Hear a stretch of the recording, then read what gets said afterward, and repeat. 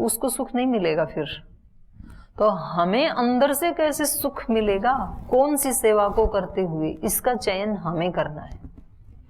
और फिर लोक में हमें वाह वाह मिले या धिक्कार मिले, जो भी मिले वो उनका अपना दृष्टिकोण है। तो बहुत व्यक्ति हमें कहेंगे, आप ये हमें अच्छा नहीं लगा, आपने संन्यास क्यों ले लिया? तो हमने कहा वो आपका दृष्टिकोण है, मुझे अच्छा लगा इसलिए ले लिया। या आपके अच्छे लगने के लिए थोड़ी मेरा जीवन है, मुझे अच्छा क्या लगता है वो मेरा जीवन है। कुछ बोलेंगे आपने बहुत अच्छा किया, वो आपका दृष्टिकोण है, बहुत अच्छा किया। तो लोग तो उनके जैसे जैसे संस्कार हैं वो वैसा वैसा बोलेंगे। कोई बहुत अच्छा कहेगा, कोई बहुत बुरा कहेगा, कोई उसमें कहेगा कि ये ले तो लिया, आप तो वैसे जीते हो कि नहीं जीते हो। कोई कहेगा नहीं आप तो पहले से ही वैसे, जितने जैसे जिसके संस्कार, जितनी मति। तो हमें ध्यान किसका रखना है? अपनी आत्मा का, मैं अपनी आत्मा के अनुकूल आचरण कर रहा हूं या नहीं, और परमात्मा का, परमात्मा की, वेद की, शास्त्र की जो आज्ञा है मेरे लिए, वैसे मैं जी रहा हूं या नहीं जी रहा हूं। और यदि दोनों के अनुकूल जी रहा हूं तो फिर कोई दिक्कत नहीं है, फिर तीसरे वाले की परवाह नहीं करनी है। ईश्वर की, शास्त्र की, वेद की, अपनी आत्मा की, तीन के अनुकूल यदि जीवन है तो फिर और किसी की आवश्यकता नहीं है आपको। बाहर से अप्रूवल लेने की जरूरत नहीं है। व्यक्ति हमेशा बाहर से अप्रूवल लेता है। व्यक्ति रसोई में सब्जी भी बनाता है ना, और फिर सबको परोसता है, और सब खा के चले गए, बोले ही नहीं कुछ। तो फिर बाद में पूछता है वो, उसकी इच्छा क्या थी कि सब बिना पूछे ही बताएंगे, लेकिन किसी ने बताया ही नहीं, सब खा के चलते बने। फिर पूछता आज सब्जी कैसी बनी? तो चाहता क्या है? दूसरे लोग बोले बहुत अच्छी बनी। अगर दूसरे ने ये कह दिया बहुत अच्छी बनी तो बहुत अच्छी बनी, फिर इसको संतोष होता है। और यदि दूसरे ने कह दिया कि अच्छी नहीं बनी, तो ये क्या सोचता है? अच्छी नहीं बनी, चाहे इसने जी जान से बहुत प्रेम से बनाई थी। आपने जी जान से प्रेम से अच्छी बनाई है तो सब्जी अच्छी ही है, दूसरा बोले या ना बोले, क्योंकि आपने भगवान का नाम का स्मरण करते करते बनाई है और अपने आप को पूरा उसमें ध्यानस्थ करके लगाई है। अच्छी है, मेरे लिए तो अच्छी है ना।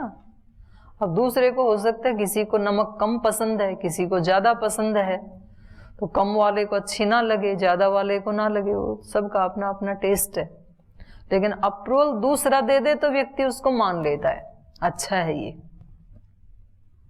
दूसरा ना दे तो उसको लगता है कि कुछ नहीं है।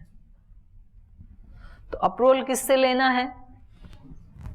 खुद से और ईश्वर से और वेद से। वेद कह लो, शास्त्र कह लो, ऋषियों को कह लो। ऋषियों के अनुकूल जीवन है, शास्त्र के अनुकूल है, वेद के अनुकूल है, अपनी आत्मा के अनुकूल है, ईश्वर की आज्ञा के अनुकूल है, तो बस फिर वो ठीक ही ठीक है।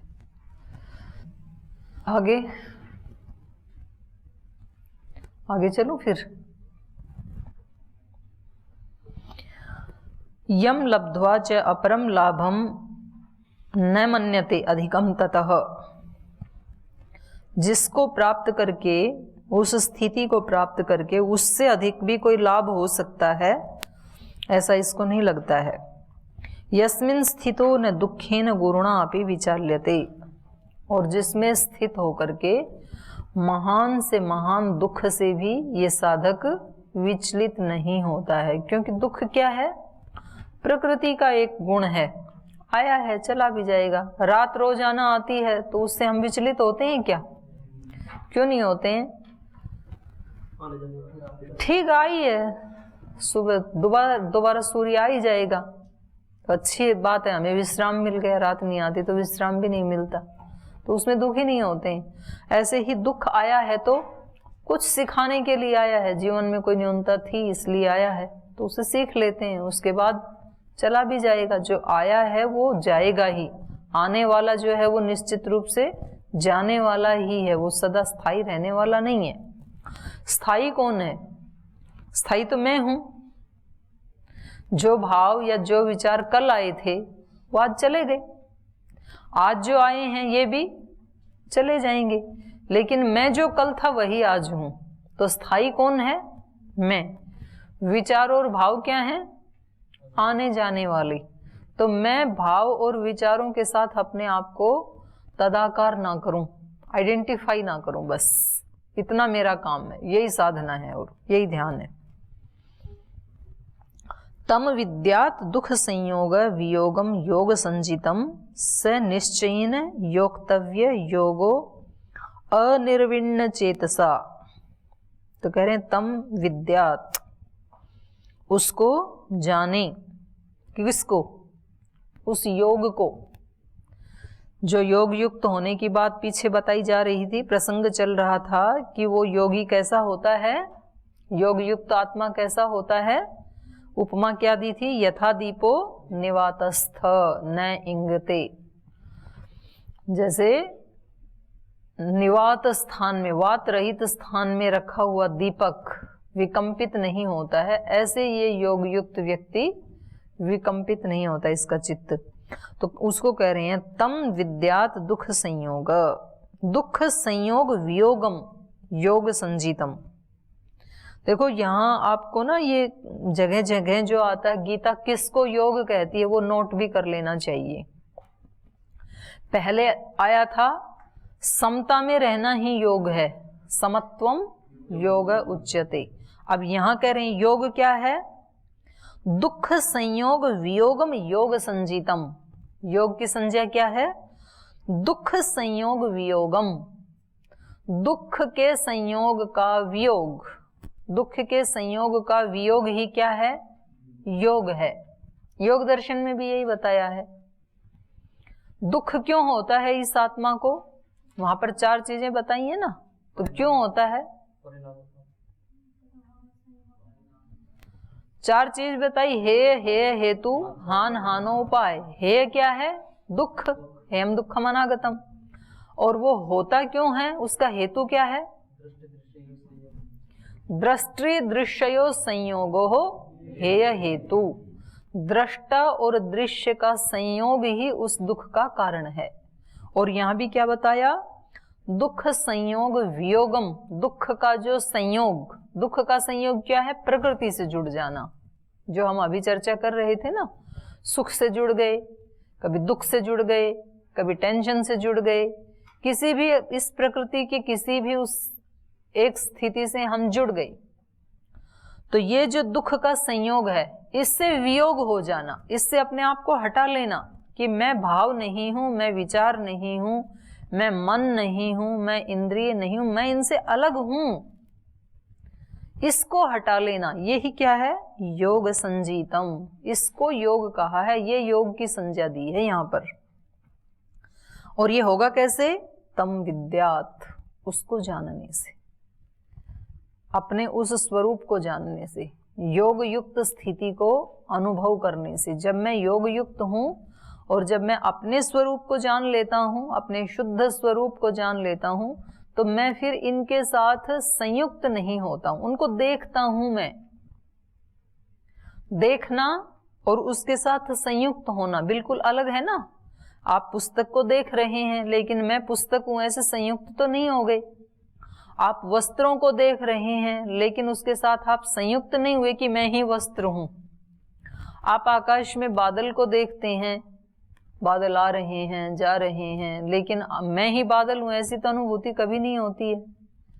मैं ही ये कपड़े हूं, तो इसको उतारे तो मैं ही उतर जाऊंगा, ऐसे तो कभी अनुभूति नहीं होती है। तो हमने क्या कर रखा है? इनके साथ संयोग का वियोग कर रखा है।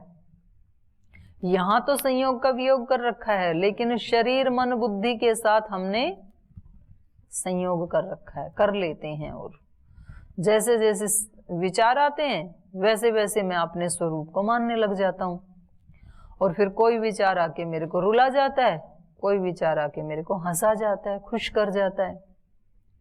तो ये हंसना रोना ये सब का क्यों होता है? उसके साथ संयोग होने से। तो वो तो दुख है, संसार तो दुख है, और उसके साथ जो संयोग है उसका वियोग होना, उस संयोग का। क्योंकि हम कितना भी अपने आप को ये दिलासा दे लें कि मैं ये हूं, वो मैं हो सकता ही नहीं हूं। कितने आज तक हमें शरीर मिले हैं, तो हर बार हमने क्या सोचा था, उस शरीर को ही मैं माना था हमने कि मैं ये शरीर हूं, लेकिन वो शरीर है आज हमारे पास, सब छूट गए। आज वाला जो है इसको भी अब हमने फिर वही गलती कर रखी है, इसको मैंने मैं मान रखा है, और मैं मान करके जो इस शरीर को अच्छा लगता है उस मुझे अच्छा लगता है, जो इस शरीर को पसंद करते हैं उनको मैं पसंद करता हूँ, जो इस शरीर को पसंद नहीं करते हैं उनको मैं पसंद नहीं करता हूँ। तो मैंने पूरा तदाकार कर रखा है अपने आप को इस शरीर के साथ। लेकिन सच्चाई क्या है, इस शरीर को जितना भी पकड़ के रखूं ये तो छूटने वाला है, ये नहीं रहने। पहले के छूट गए, ये भी छूटेगा। इस शरीर के साथ जो संबंध हैं, तो दिन भर अलग अलग शरीरों के साथ संबंध होते हैं हमारे। कभी माता पिता के शरीरों से संबंध होते हैं, कभी सहपाठियों के शरीरों से संबंध होते हैं, कभी गुरु शिष्य के रूप में शरीरों से अनेक अनेक संबंध होते हैं, कभी एक ग्राहक और शॉपकीपर के रूप में संबंध होते हैं। तो उन सारे संबंधों को भी हमने क्या मान लिया, स्थायी मान लिया। लेकिन ये संबंध स्थायी नहीं है, ये कब टूट जाएंगे कुछ नहीं कहा जा सकता। लेकिन वो जैसे उन्होंने पूछा था ना युधिष्ठिर ने कि सबसे बड़ा आश्चर्य क्या है, यक्ष ने पूछा था युधिष्ठिर से कि सबसे बड़ा आश्चर्य क्या है संसार में। बोले सबसे बड़ा आश्चर्य यही है कि रोज लोगों को मरते हुए देखते हैं और फिर भी कभी मन में ये नहीं आता है कि मेरे को भी ऐसे ही मरना है। ऐसे नहीं आता है। व्यक्ति जाता है, पता चलता है कि वो व्यक्ति मर गया, तो थोड़ी सी देर आश्चर्य करता हो, जीवन का कोई भरोसा नहीं, देखो तो अच्छा भला था कल तक, कैसे एकदम से हार्ट अटैक हो गया, कैसे चला गया। इतना तो लगता है, पर कभी मेरे साथ भी ये हो सकता है, ऐसे नहीं लगता है इसको। मतलब अंदर से शुक्र मनाते हैं कि चलो मैं बचा हुआ हूं, अभी मैं तो नहीं मरा, वो मरा है, मैं हूं। ये नहीं लगता है कि अगले ही क्षण मेरा भी तो नंबर आ सकता है। सांसों का क्या भरोसा, रुक जाएं कब कहां पर, तो कब कहां रुक जाएं कोई भरोसा तो नहीं है। तो ऐसे यदि भरोसा आ जाए तो फिर ना इस व्यक्ति को कोई चिंता होगी, ना इस व्यक्ति को कोई भय होगा। पर ऐसे नहीं करना कि आप इसको याद करके भजन को फिर पढ़ाई करना ही छोड़ दें। तो क्यों पढ़ाई की, क्या पता परीक्षा से पहले ही सांस रुक जाए, क्यों ज्यादा टेंशन लेनी है। तो कोई बात नहीं, आप परीक्षा से पहले भी सांस रुक जाएं तो ज्ञान युक्त होके जाना भगवान जी के पास, अज्ञानी होके क्यों जाना।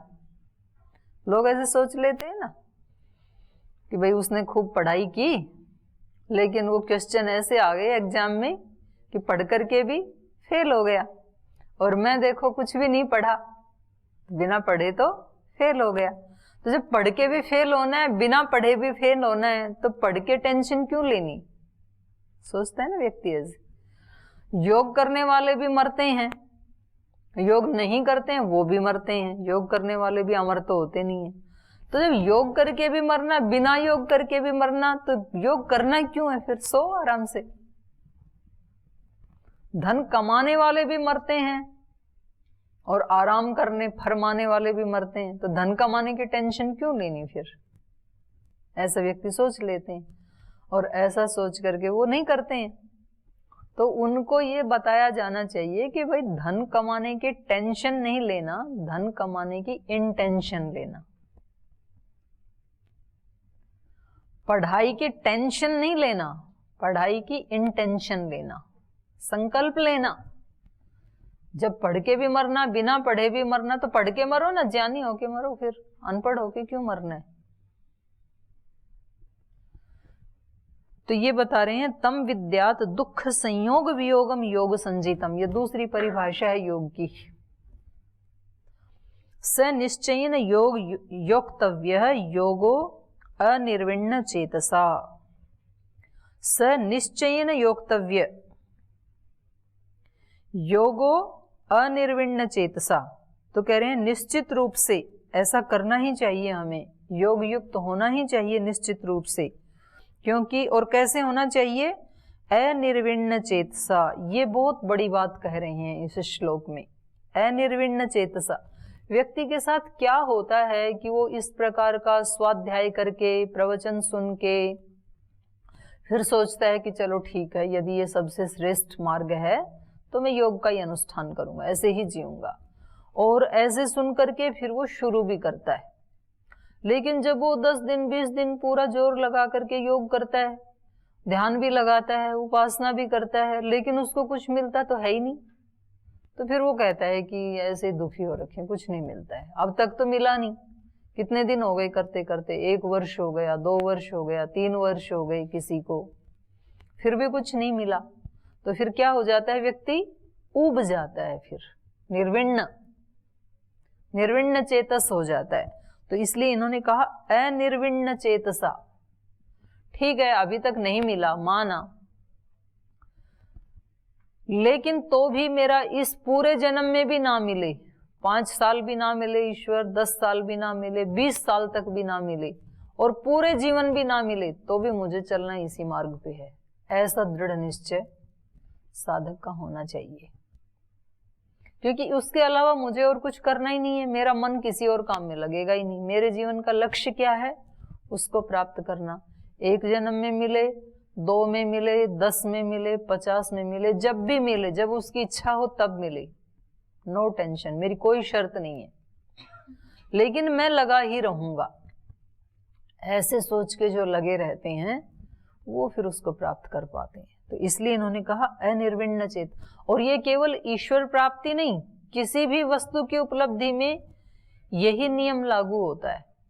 किसी को धन कमाना है, अब वो मेहनत करता गया, किसी ने बताया आप ईमानदारी से लगे रहो, उसने देखा कि मैं ईमानदारी से लगा हुआ हूं और दूसरे व्यक्ति तो बेईमानी करके आगे बढ़ गए, तो फिर उसको क्या हो जाता है, वो निर्विण्ण चेतस हो जाता है।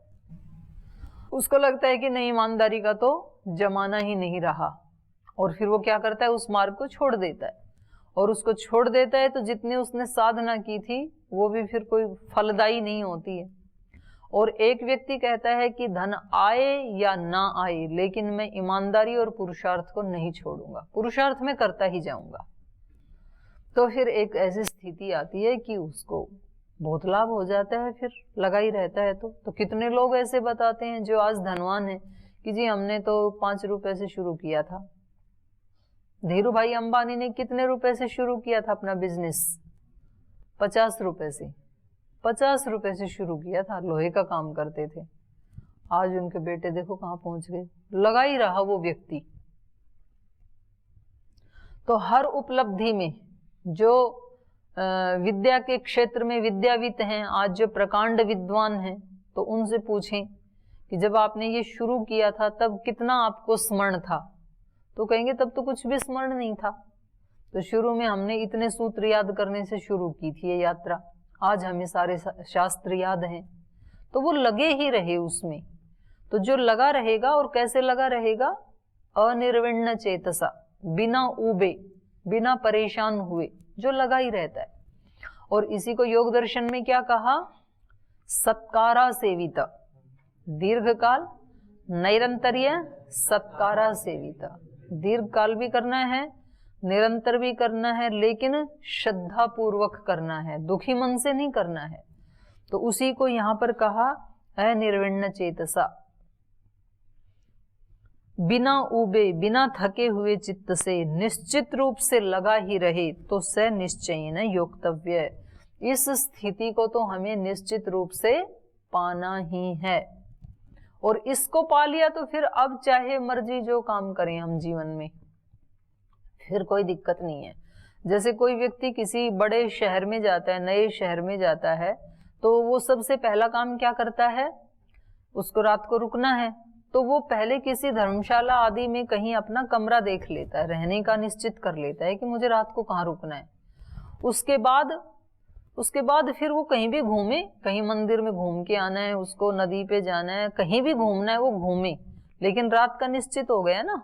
और दिन भर तो घूमता रहा, अब रात को कहाँ सोई, कहीं रूम नहीं मिलेगा तो क्या करेगा फिर। तो ऐसा ये व्यक्ति नहीं करता है। जो समझदार होता है वो पहले अपने रहने की व्यवस्था सुनिश्चित करता है। तो ऐसे ये जो मनुष्य है, जो योगी साधक है, वो पहले उस एक को प्राप्त करता है जीवन में, कि पहले मैं उसकी अनुभूति कर लूं, स्वयं की अनुभूति कर लूं, अपने निजी स्वरूप की, असली स्वरूप की, और उसके बाद फिर मैं संसार का कोई भी कर्म करूं, फिर उसमें कोई दिक्कत नहीं है। जो भी करूंगा अपने स्वरूप में रह करके करूंगा। तो सबसे पहले करने योग्य ये है, और बाकी सारे काम क्या हैं, सेकेंडरी हैं। तो इसका ये मतलब नहीं है कि जब तक अपने स्वरूप का ज्ञान ना हो जाए तब तक आपको और कोई कर्म करना ही नहीं है, ऐसा भाव नहीं है। वो सब कर्म करते हुए उन सब को क्या बनाना है, उपासना बनाना है, ध्यान बनाना है, पूजा बनाना है उन सारे कर्मों को। तो फिर ये इतनी सारी आपकी पूजा इकट्ठी होकर के जो भी बीच में बाधा है उसको भेद डालती है, उसको हटा देगी वो।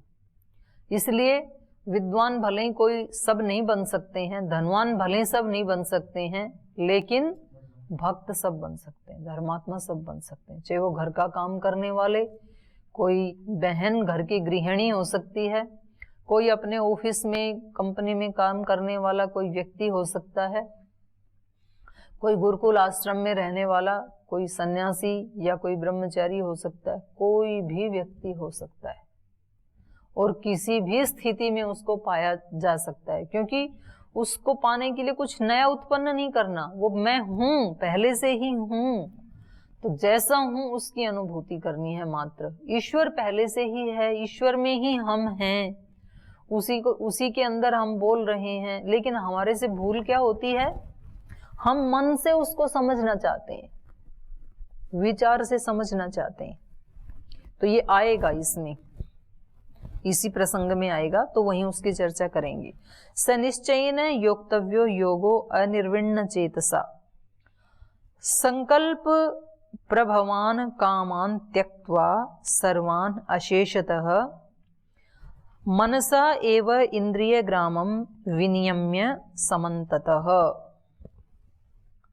संकल्प प्रभवान कामान त्यक्त्वा, तो कहा कि संकल्प से उत्पन्न होने वाली सब कामनाओं का पूर्ण रूप से त्याग करके, संकल्प प्रभवान कामान त्यक्त्वा, सर्वान, सब कामनाओं को, अशेषतः। तो देखो यहां पर पहले हमारी आत्मा में ना कोई स्फुरणा उठती है। स्फुरणा ये होती है कि ये काम करने योग्य है, ये काम करने योग्य नहीं है। तो जो हमें अच्छा लगता है, उन स्फुरणाओं में कुछ अच्छे लगने वाली होती हैं, कुछ बुरा दिखाने वाली होती हैं। तो कुछ स्फुरणाएं कहती हैं कि ये अच्छा है, अच्छा है तो इसको प्राप्त करना चाहिए, और ये बुरा है, बुरा है तो ये मेरे सामने नहीं आना चाहिए। उसके बाद संकल्प होता है, फिर इसको मैं प्राप्त करूंगा और इसको मैं हटाऊंगा। तो स्फुरणा के बाद आता है संकल्प, और उस संकल्प से फिर उत्पन्न होती है कामना, कि इसको मुझे प्राप्त करना ही है और इसको मुझे हटाना ही है। तो इन्होंने कहा वो दोनों होंगी, अच्छी भी और बुरी भी। हटाने के भी तो संकल्प होते हैं ना, किसी से द्वेष होता है कि इस व्यक्ति को मुझे जीवन से हटाना है, तो ये भी संकल्प बन जाता है। इस वस्तु को मुझे प्राप्त करना ही है, ये भी संकल्प बन जाता है। तो एक राग युक्त, एक द्वेष युक्त, तो दोनों प्रकार के संकल्प होते हैं, और फिर उस संकल्प से क्या होती हैं, कामनाएं। तो इसलिए इन्होंने कहा संकल्प प्रभवान कामान सर्वान, संकल्प से उत्पन्न होने वाली सब कामनाओं को। तो जब यहां पर बहुवचन का प्रयोग कर दिया था और सर्वान शब्द का प्रयोग कर दिया था, सर्वान कामान, सब कामनाओं को, तो फिर अशेषतः कहने की क्या आवश्यकता थी। अशेषतः मतलब संपूर्ण रूप से। तो इतना ही कहने से पूरा अर्थ निकल रहा था। सर्वान कामान संकल्प प्रभवान, संकल्प से उत्पन्न होने वाली सब कामनाओं को। फिर कहा अशेषतः त्यक्त्वा, पूर्ण रूप से, संपूर्ण रूप से त्याग करके। माने कामना का तो ये अशेषतः इसलिए कहा कि कहीं कोई छोटा सा भी बीज ना रह जाए, कोई छोटा सा भी लेश ना रह जाए। आपने मोटी मोटी कामनाएं तो देखी और उनको हटा दिया कि ये कामनाएं हैं और मुझे ये कामनाएं नहीं रखनी है। लेकिन कह रहे हैं कि यदि कहीं छिपा हुआ थोड़ा सा कोई छोटा सा लेश मात्र भी कोई बीज रह गया ना कामना का, तो वो एक बीज से पूरा वन खड़ा हो जाएगा। जैसे मान लो वट वृक्ष का एक बीज बच गया, छोटा सा ही तो होता है, वट वृक्ष का बीज कितना बड़ा होता है, छोटा सा ही होता है। सारे वन को काट दिया, एक बीज बच गया केवल छोटा सा, और वो यदि अंकुरित हो गया तो उससे पहले एक वट वृक्ष बनेगा और फिर उसकी दाढ़ी नीचे टिकते टिकते टिकते टिकते वर्षों में क्या हो जाएगा, कई मील में फैल जाएगा, वो पूरा वन खड़ा हो जाएगा उसका एक बीज से भी। तो कामना की गंध भी यदि रह गई अंदर, किसी भी प्रकार की कामना अच्छी या बुरी, तो फिर योग युक्त नहीं होंगे। तो कामना मात्र का, यहां कामना मात्र का त्याग करने के लिए कहा है। सर्वान कामान अशेषतः, संपूर्ण रूप से।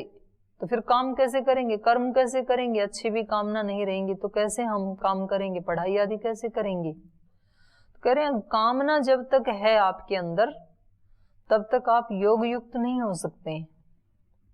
पढ़ाई करें लेकिन कैसे करें, कामना मुक्त होकर के, राग द्वेष से मुक्त होकर के। कैसे करें, निर्लिप्त भाव से, बिना राग द्वेष के, कर्तव्य कर्म के रूप में, निष्काम कर्म के रूप में, भक्ति के रूप में। वैसे तो भक्ति भी कभी सकाम करता है व्यक्ति, तो फिर वो निष्काम भक्ति नहीं मानी जाएगी, माने भक्ति की सर्वोत्कृष्ट स्थिति नहीं मानी जाएगी।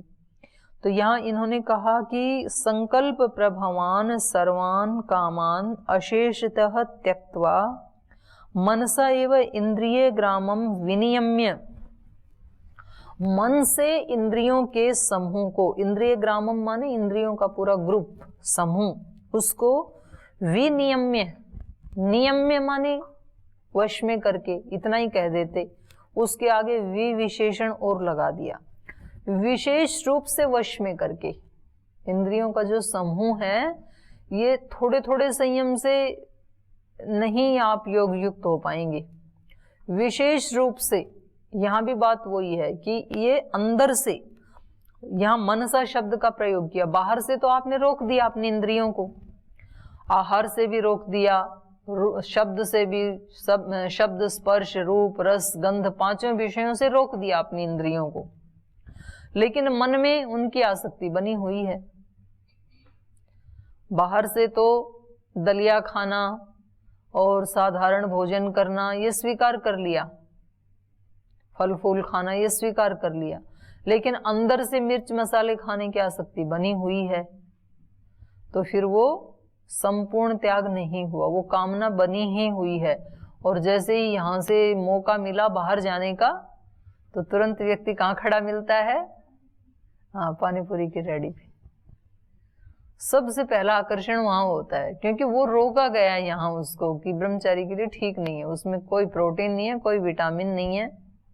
तो अब इसने ऐसे मान तो लिया, लेकिन कहाँ उसका लगा हुआ है आकर्षण, वहीं लगा हुआ मन से। इसलिए इन्होंने कहा मनसा एव इंद्रिय ग्रामम। और मन से कैसे उनको नियम विनियम्य करेंगे, वश में कैसे करेंगे, मन से भी, मन तो सुनता ही नहीं है ना। तो इसलिए फिर ज्ञान की आवश्यकता पड़ती है, विवेक पूर्वक उसका पूरा एनालिसिस करना पड़ेगा कि क्यों चाह रहा हूं, क्या फायदा होगा, क्या नुकसान होगा।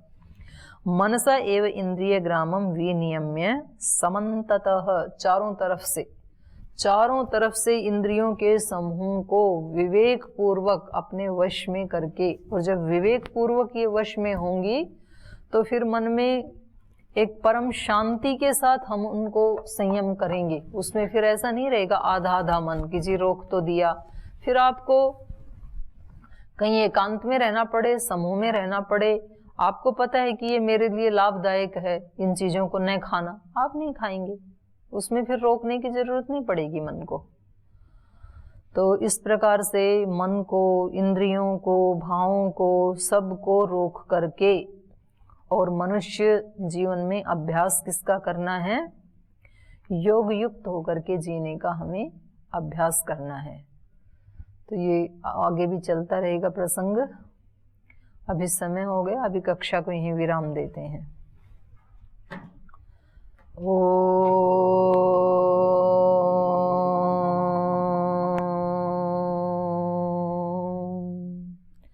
शांति शांति शांति। श्री गुरुभ्यो नमः।